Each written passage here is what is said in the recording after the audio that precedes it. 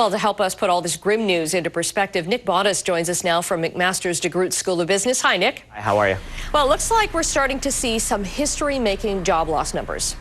Well, this is disheartening news today, obviously. Let's put the unemployment numbers or the job losses numbers into perspective. 129,000. That's almost the population of Oakville, Ontario. Imagine the whole city of Oakville getting wiped out. It is very, very sad news.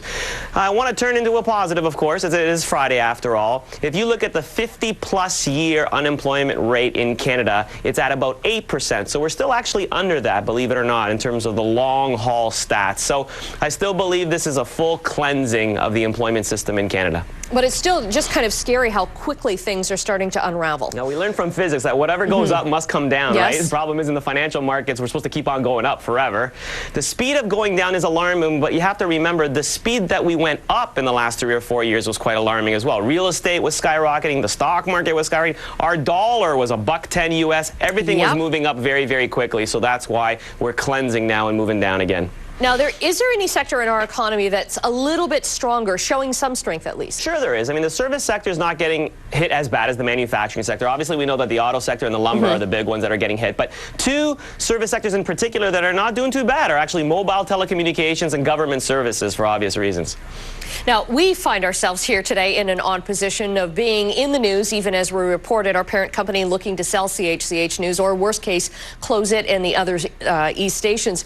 What does the market look like for a 55-year-old TV station? Well, this is a huge travesty, in my opinion. CH is an integral part of this community. I love doing this, just like everybody else at CH loves their job. And obviously, we've already seen the effects of the recession. We had a change in programming. We had some layoffs earlier. Can West, unfortunately, has to service this massive, huge debt load, and they have to sell some assets to do so. That's why we have the 5 stations pretty much under review right now. But I don't think we should be too quick to jump that we're going to get shut down. I believe that of the 5, the Hamilton station has the most highest economic value add for a couple of reasons. It's got legacy, it's got a strong commitment with the community, but most importantly, it's also the sole local major broadcaster in the town versus some of the other towns that have multiple broadcasters in town. So I'm keeping my fingers crossed. We're going to find out what's going to happen to the station sometime in April, but I think we're still going to be going on business as usual into the future. Okay, all of our fingers are crossed here too. Thanks so much, Nick. Nick Bautis from the DeGroote School of Business.